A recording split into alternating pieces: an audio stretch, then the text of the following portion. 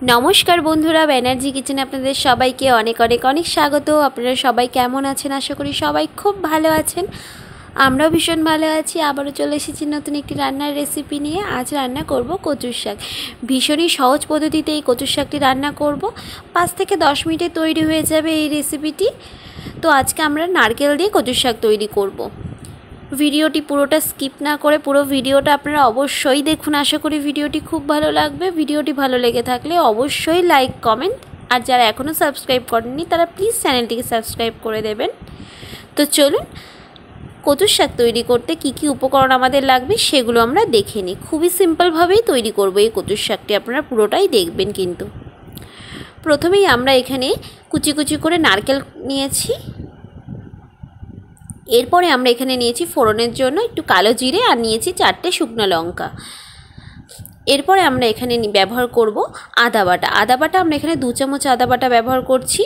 এরপরে আমরা এখানে ব্যবহার করব গুড়। আমরা এখানে চিনি ব্যবহার করছি না, আপনারা চাইলে চিনি ব্যবহারও করতে পারেন।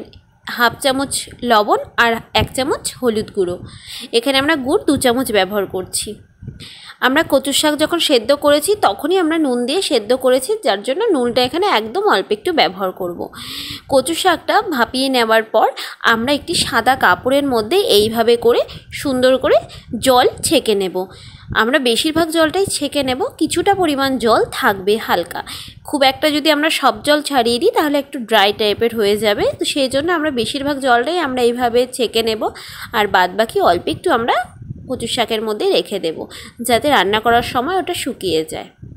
তো জল ঝরানো আমাদের কমপ্লিট হয়ে গিয়েছে এই যে কচুর শাকটি। তো এই কয়েকটি উপকরণে আমাদের তৈরি হয়ে যাবে আজকের কচুর শাক রেসিপি। তো চলুন রান্নাটা শুরু করি। প্রথমে গ্যাস ধরিয়ে কড়াই বসিয়ে পরিমাণ মতো তেল দিয়ে দেব। তেল আমাদের গরম হয়ে গিয়েছে। এরপর আমরা এর মধ্যে দিয়ে দেব ফোড়ন।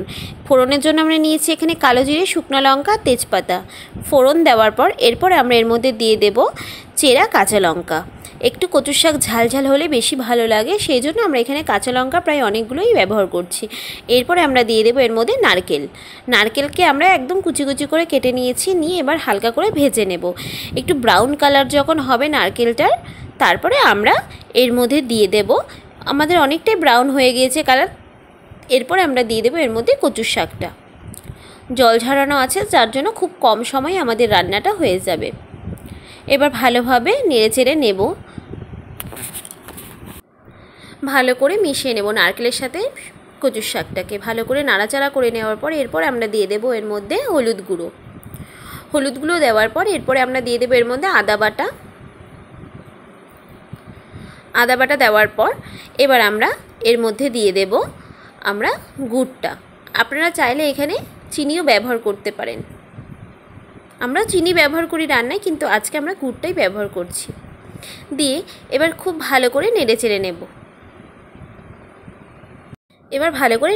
নেব। আমরা কচুর শাকে একদম লবণটা ঠিকঠাক হয়েছে জন্য এখানে আর লবণ ব্যবহার করছি না। আপনারা স্বাদ বুঝে লবণটা ব্যবহার করবেন। 2 থেকে 3 মিনিট আমরা খুব ভালো করে নাড়াচাড়া করে নেব। আমাদের ভালো করে নাড়াচাড়া করা হয়ে গেছে, রান্না কমপ্লিট। এবার গ্যাস আমরা অফ করে দিলাম। অফ করে এবার আমরা সার্ভ করব। তো তৈরি হয়ে গিয়েছে আমাদের নারকেল দিয়ে কচুর শাক। আপনারা বাড়িতে অবশ্যই এই রেসিপিটি ট্রাই করবেন নিরামিষের দিনে। আশা করি খুব ভালো লাগবে। যদি ভিডিওটি ভালো লেগে থাকে আবারও বলছি লাইক কমেন্ট আর চ্যানেলটিকে সাবস্ক্রাইব করে দেবেন। তো আমার মতো কার কার কচুর শাক ভীষণ পছন্দের একটি খাবার সবাই কিন্তু অবশ্যই কমেন্টে বলবেন। সবাই খুব ভালো থাকবেন, সুস্থ থাকবেন। নতুন নতুন ভিডিও আবারও আসবে। ধন্যবাদ সবাইকে। শুভরাত্রি।